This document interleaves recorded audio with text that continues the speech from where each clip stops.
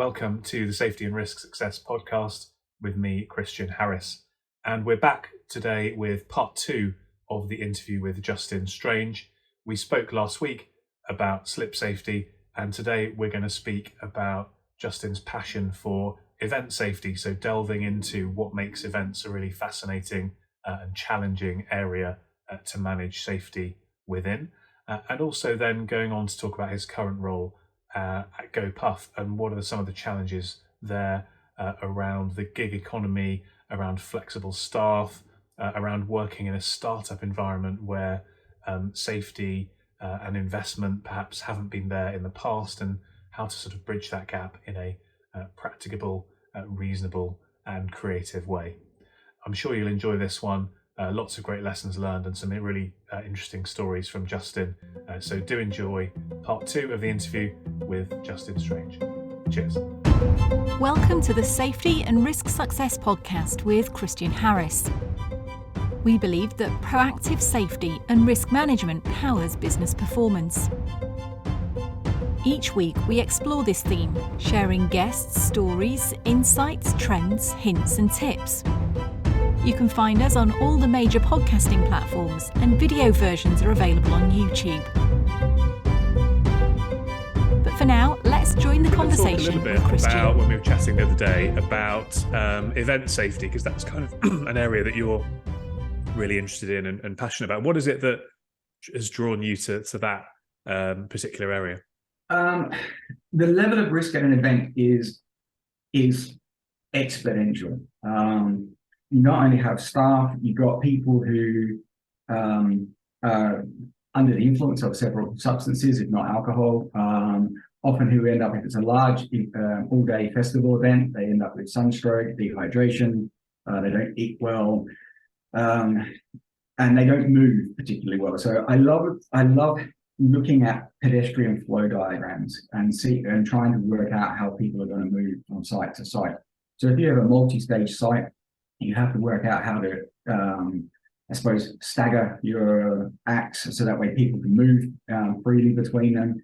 I love having to coordinate the security teams, the safety teams, the paramedics and medical teams. It was very good in Australia. It was one of my favorite parts of the job was doing events. You're on site for often 17 hours at a time. Especially if it's a multi-day event, and it's great. I love being in the crowd. I have a knack for figuring out how people are going to move. So I'll often be in the front, the mosh pit, or like behind the mojo fencing with the security guys, watching how people are starting to move, whether or not there's going to be a surge. It's addictive. If you're into the events, it is a very addictive thing, because you're not only dealing with just the event, you've got food providers, health and safety providers, fire safety, explosives, all sorts. It is addictive to some extent. Yeah. And often, I guess, as well, in places that are not designed for that use, if you know what I mean. So obviously, if you're running a concert in a concert venue like the O2 or something, then of course you've got that infrastructure. Whereas if you're doing something like Glastonbury's probably a bad example, because they probably are a little bit more set up than other places. But if you're in a field, then you've got a lot of other variables and intangibles that you need to think about as well. Yeah, I think events, because I did a lot of the safety briefings and training for things like the Chelsea pensioners, art show and Winter Wonderland, in Hyde Park, and that. Those type of events where you're building a marquee and then spilling out onto the street. Hyde Park, you think you go up, it's fairly contained and they set it up very well, and the perimeter fencing goes up and whatnot.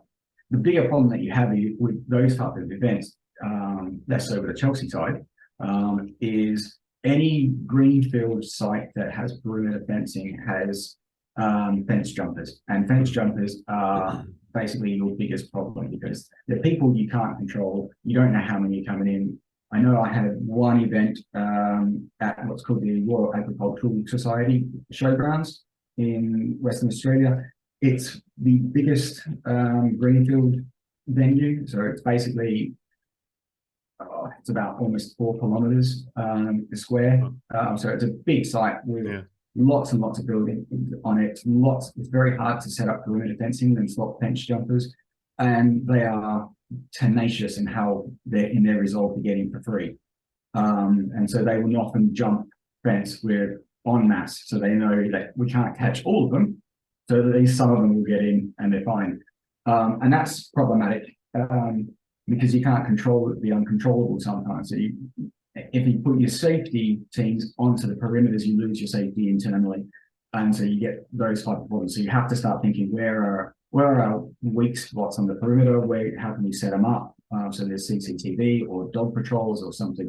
So those type of sites, oddly enough, they are good, but they are bad at the same time. O2s, they're easy because they're designed to get people out very, very fast. You can evacuate the O2 in minutes if you need to, whereas a greenfield site, to evacuate that, I know I tried once and it took 49 minutes to get everyone off, because some people just didn't want to leave because they didn't understand that there was a risk there.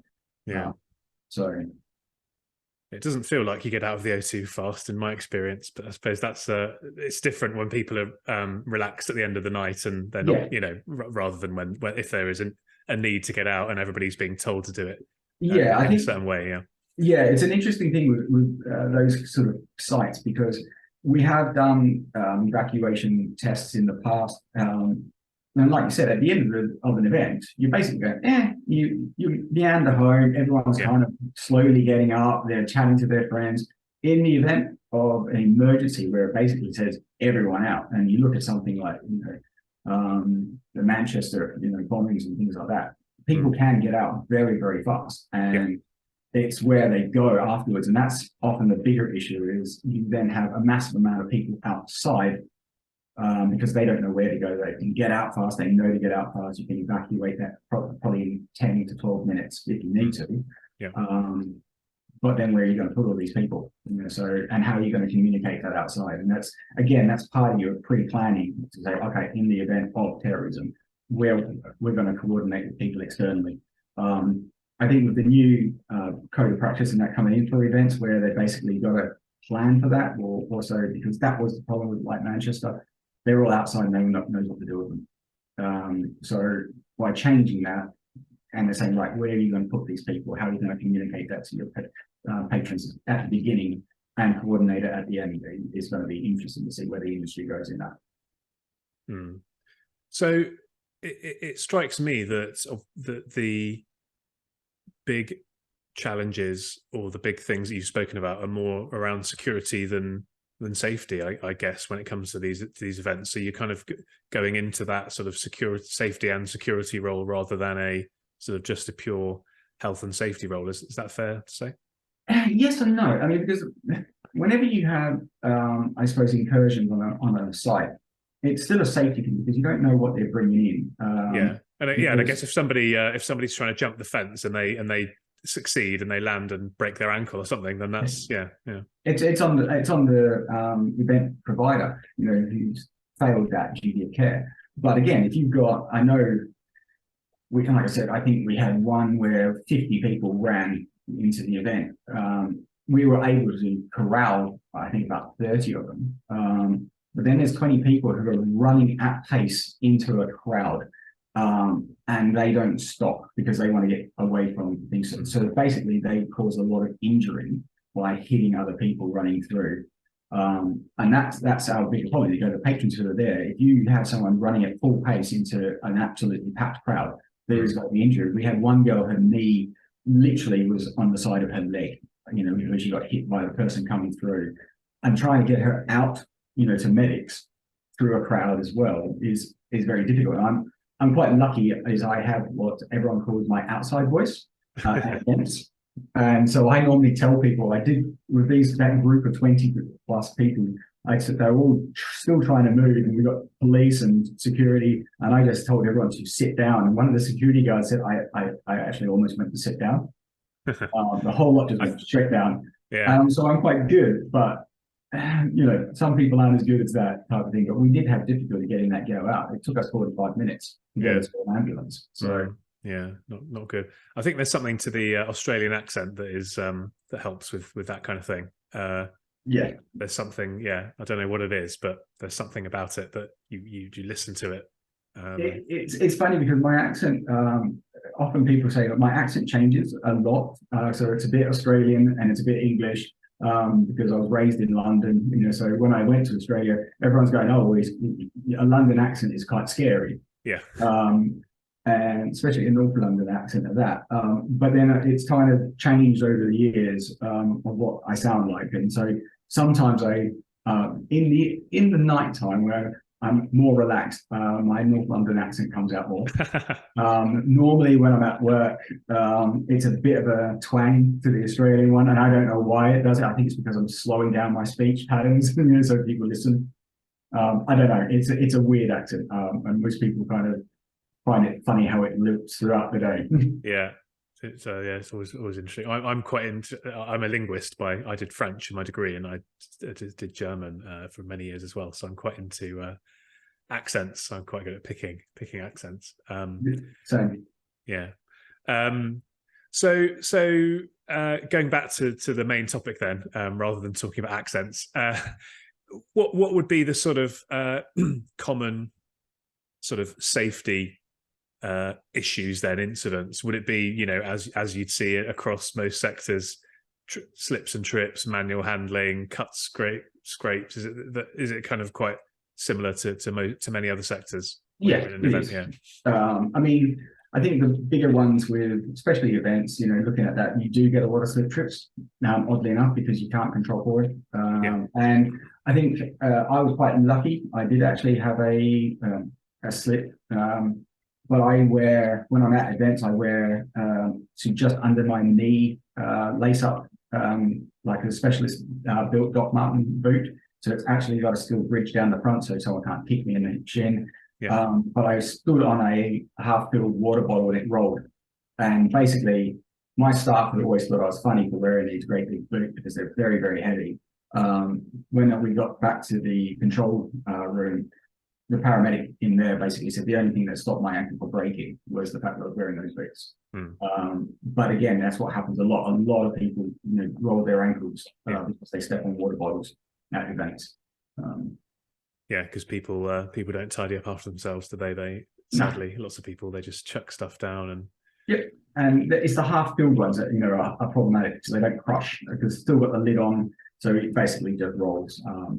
We see so many rolled ankles, at those events. It's our biggest injury. Yeah.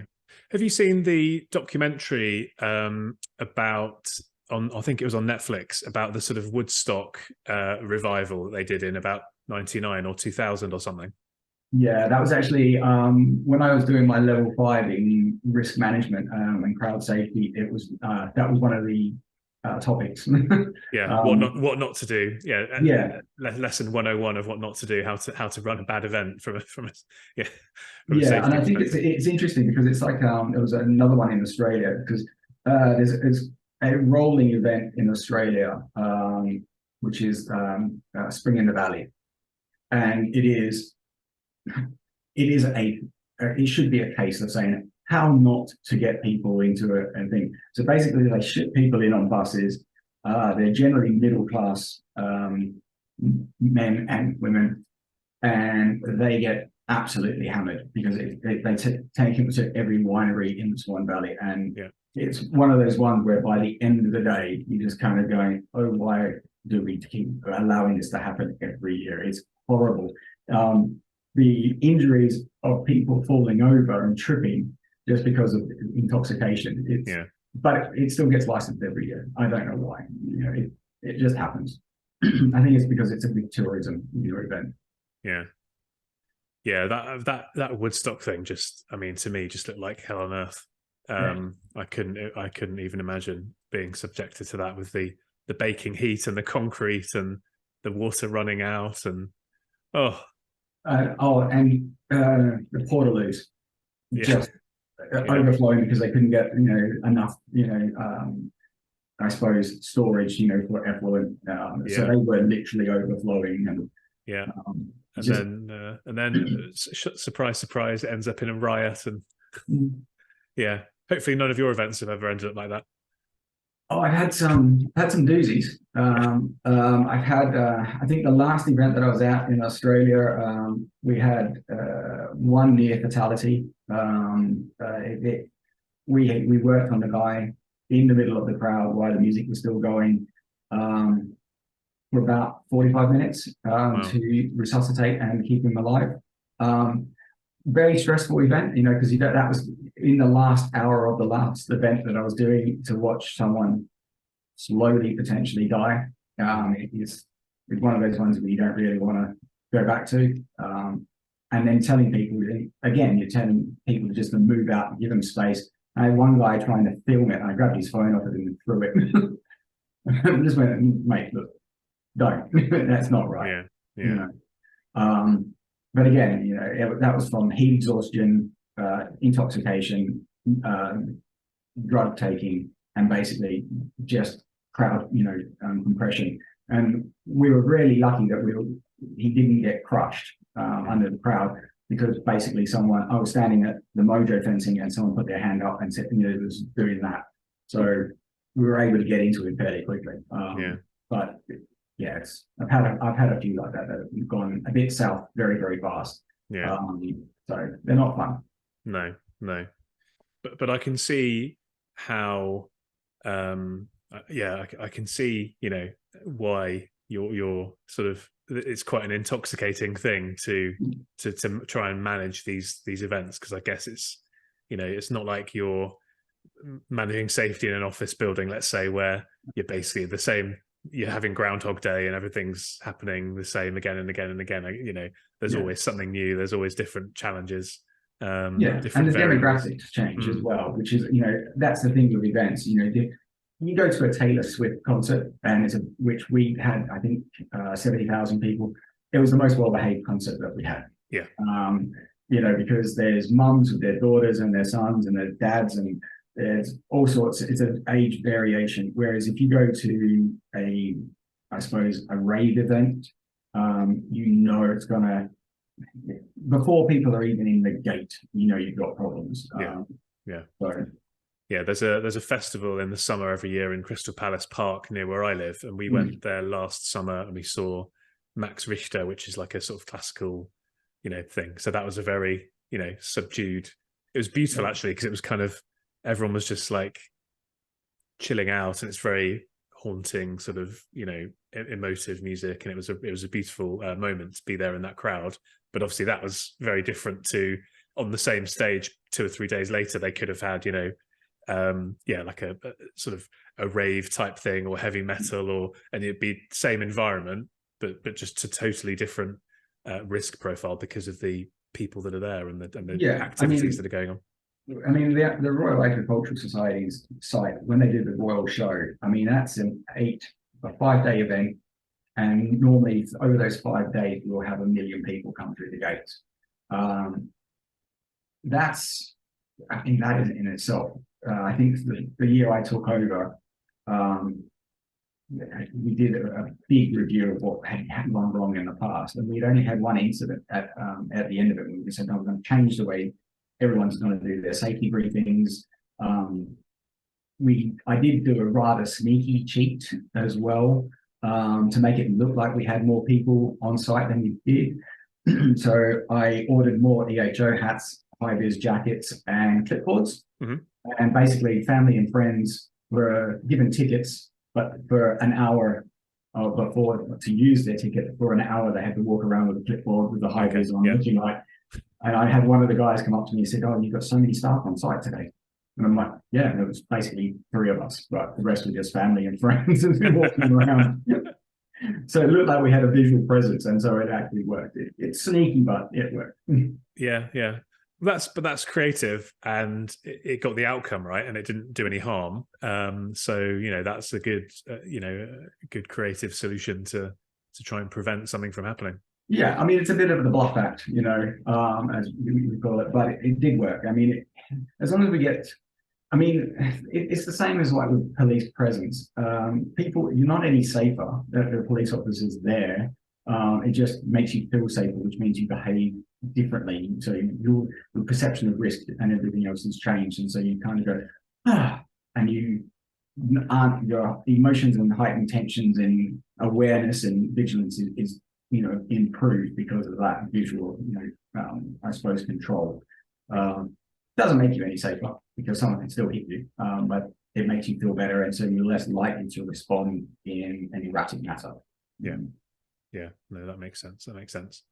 So at the moment, you're not doing event safety, but you are managing some really interesting risks where you've got a lot of variables in terms of activities and environments people are working in, and people who are in different types of role. Do you want to just give us a quick overview of the current role and what the business does if people aren't aware of it? Sure. So my current role is UK Health and Safety Manager for Go Brands UK, which is part of the larger GoPuff organization, which was founded by a couple of college students in America almost 10-ish something years ago. What we do is basically very similar to Uber Eats, except that we do groceries. So basically, you will use your app, say what you want, and basically we'll deliver it to your door, either by a bike rider, a moped rider, or a car. And that's across the UK. So we have currently 39 sites. Did have more, but we closed them down. And the sites vary from very large warehouses to London archways. So they have little stores in there. The risks are interesting because basically we have a lot of young people working there, and so their risk attitude is limited. We have some very good store managers who have come from places like Morrison's and Aldi and Sainsbury's, and so they have a good understanding of warehousing. But basically, we're more like a warehouse distribution center, but just smaller than we are, I suppose, a food provider. So, and our stores are open from 8 a.m. until 2 to 3 a.m. in the morning. So they're really long days. Some of the sites aren't built for purpose. They were acquired because they were either in a good location or just because they were cheap at the time, because it's a startup and startups don't have a lot of money. And the problem with a lot of startups, I think sure some people who may be familiar with them, they're generally very eager people with not a lot of experience and not a lot of money to do stuff. So yeah, it's kind of coming in at an area like and saying, okay, let's gap analysis everything and see what we don't have and what we do have and what controls we do. So it's an interesting site, to deal with, because we have at any one point in time, I think we've got a few thousand delivery partners, and they drive erratically. I don't know if anyone's read the recent IOSH journal, but it's a great study in how the gig economy and riders they know that they're driving terribly because they've got to get somewhere really fast. Their phones are distractions. We have a lot of, I would say in any week, we have at least 2 vehicle collisions a week. So, yeah. And you were saying that you've got a combination of employees and subcontractors and partners, and so we partner up with Uber Eats and Deliveroo. We have independent contractors.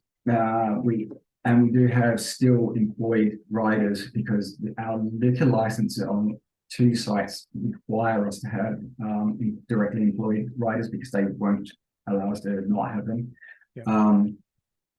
So it's very, very difficult to kind of assess competency of the amount of riders that we have. So under the control of contractors, we're meant to treat our independent contractors as employees, basically, for health and safety matters, and therefore assess competency in their driving abilities and everything else.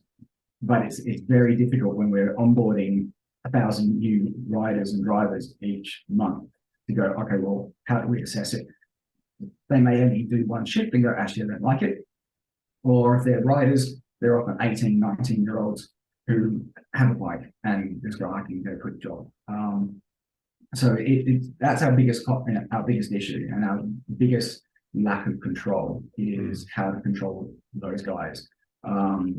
because you can't say, well, you need to have a safety check on your vehicle. I'm sure if someone has an accident, they're going to say that they did a safety check, because they will. But how do we prove that they've done them? We've got a part of their app says you've got to do the checks, you've got to say that you did them. But really, I've kind of raised it, said, would it be better just to not only say you've got to have a valid MOT, but you've got to have 2 service histories per year for your vehicle, so we know that it's safe, and everything else. But it is very, very challenging, and it's the same with our in-store, we call them OAs, so operative assistants. Again, they're often people who English is a second language. They're young. They don't consider a near miss at an incident at all. So it's very complicated. And to be honest, our floors are not very well separated. So that's one of my biggest issues in some of our sites where, especially in London, you've got a lot of traffic coming in through the front door of an archway, and there's no shelter. So you get a lot of water ingress through traffic. And so we do have a lot of people who won't, very difficult to get a young person to wear a slip-rated shoe. It doesn't look good. So that's one of my things, is trying to find a shoe that I can get an 18-year-old to wear all day that's comfortable for a 13-hour shift. Lots to unpack there. And I guess maybe the answer is it needs to go back to some of that creativity you talked about with the friends and family approach at the events, and try and think about some kind of very creative ways to solve these sorts of problems, because I guess it does seem like something that you'll never, well, so I won't say never, but it's going to be hard to have a perfect outcome, a perfect system, a perfect degree of certainty around all of these things. So it's kind of what's reasonable, what's going to achieve the most of the objective, the 80-20 Pareto principle, I suppose, isn't it? Is that kind of approach you're having to take, I guess. So basically, again, we're risk profiling each site individually, because they are all different. I mean, we've just gone into purpose-built warehouses, because basically they're the ones that are a little bit safer, because they're designed for that purpose. But when you're trying to retrofit a archway, they are not great to retrofit.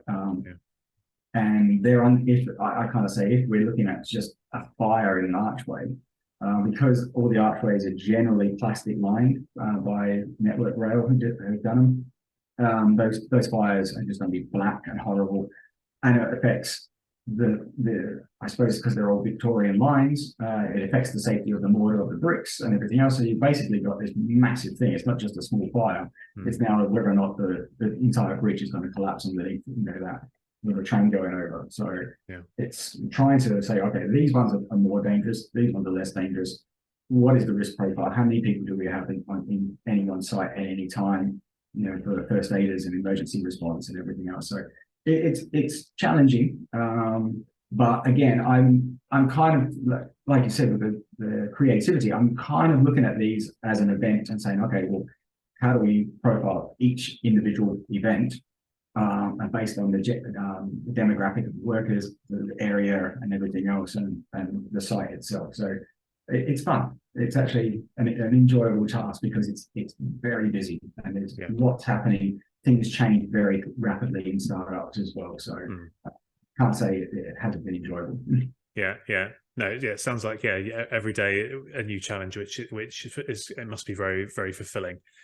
And the gig economy piece is really fascinating as well, because obviously this has kind of not come from nowhere, but it's certainly exploded, hasn't it, over recent years? More and more people getting involved in this, and I think it's going to only continue in that vein. So interesting to think about, what collaboration could be done, what learnings there are, and insights that we could share, across different sectors, but within the health and safety community around how to manage this. Because if you're used to working with staff, employees who you can tell what to do and they'll do it, and you can issue them with PPE and policies and procedures and train them properly and so on and so forth, versus then all of a sudden you're in this situation, as you say, where you've got new people joining all the time. You might not actually meet them.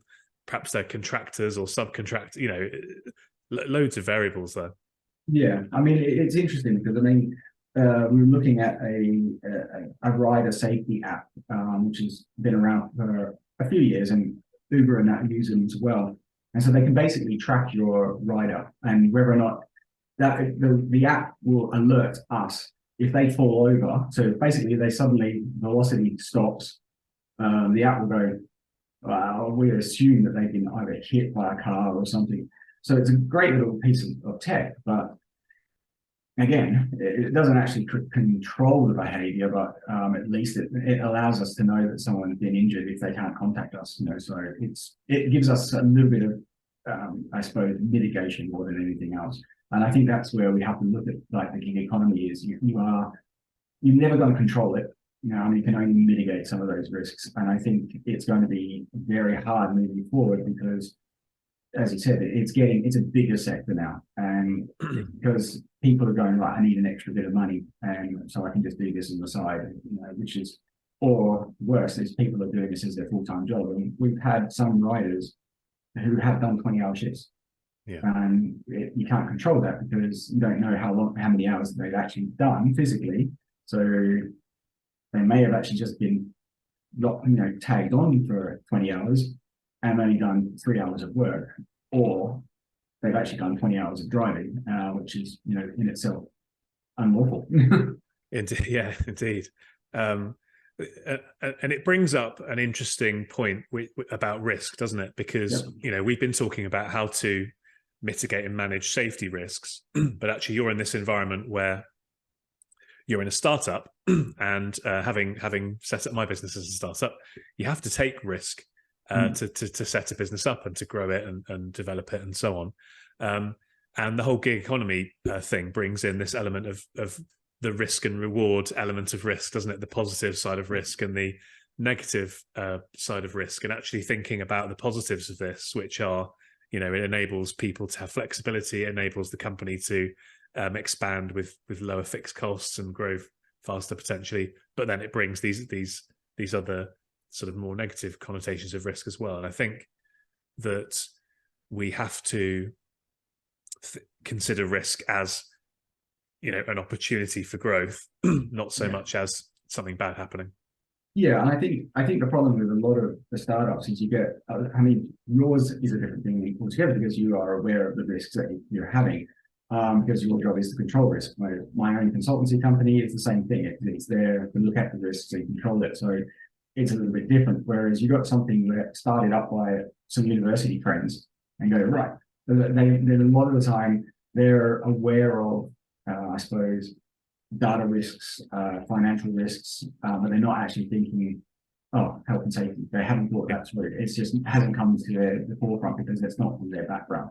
So it's not that they're ignoring risk, they're just not aware of the risks, yet. And I find that with a lot of new businesses that I've dealt with as a consultant is they haven't thought about it yet. They just went, and you just say, have you thought about this? Have you thought about future growth? You've designed your kitchen in this manner, but what if you get really busy? And they go, what are you going to do? So future-proof now before you can. I know, speaking to one of our clients who's a restaurant group, and they've had to re-engineer a lot of their kitchens because of the trend towards deliveries and things.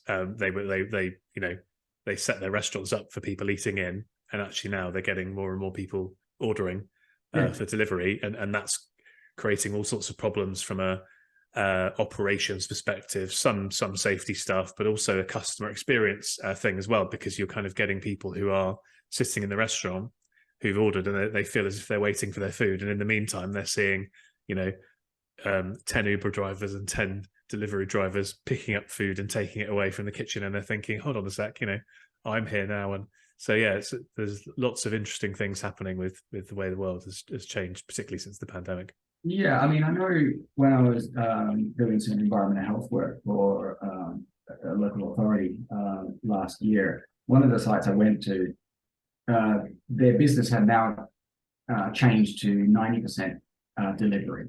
and they used to be, a 150-seat restaurant. And so the problem that they had is they, like your client, they changed their method, to just pushing out food through the back door instead of through the front door, which meant that they had less front of house staff. And, therefore, if you have guests sitting in your restaurant, your level of cleanliness is generally better because you have to do it. But if you don't have anyone in there, and people, don't do it.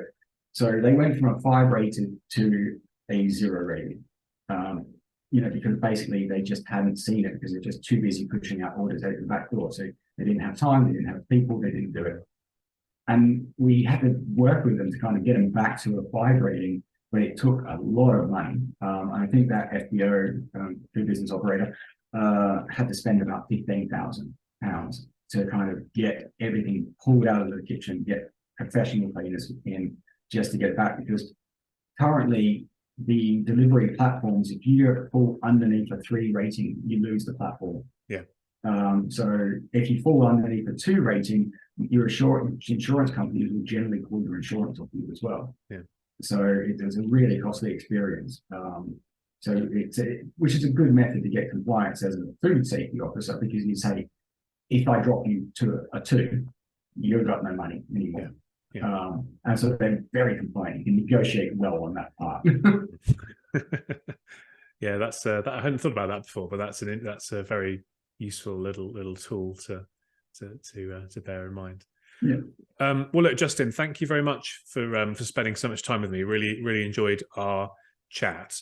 If people wanted to get in touch with you, is LinkedIn a good way? First question. Second question: is there anything you wanted to plug or share, or any tools or resources, or anything you wanted to recommend, or anything like that? Well, if I'm going to recommend anything, being a committee member of RSM, join if you haven't joined. If you aren't a member, we do have a WhatsApp group for non-members as well, for the East Anglia committee branch, which we're happy to have people come in from all walks of life and ask questions. Get involved in your local, I suppose, area committees, and keep looking out for everyone else, as that is our job. So good stuff. And then, if people want to get in touch, is LinkedIn a good way to do that for you? LinkedIn is perfect. Happy to offer advice. I mean, I'm currently mentoring a few people transitioning from kitchen into environment health or health and safety. Nice. Same as with some of the guys at GoPup, trying to do that. So if they're looking for someone who's already in the industry and you don't know how to get into it, especially if you're in the kitchen and you really want to move out of the kitchen because you're getting old, happy to look at helping you find a mentor as well. And happy to give advice to anyone who wants it. Good stuff. Well, again, thank you for joining me. I really enjoyed it. Thanks to you for joining Justin and I as well. And we'll see you again on the next episode next week. Thank you very much. Thanks for joining us on the Safety and Risk Success podcast. If you've enjoyed this episode, please hit follow and do share on social media. Does anyone you know spring to mind as a great guest, even yourself? If so, please contact us on podcast@slipsafety.co.uk. See you next week for another episode.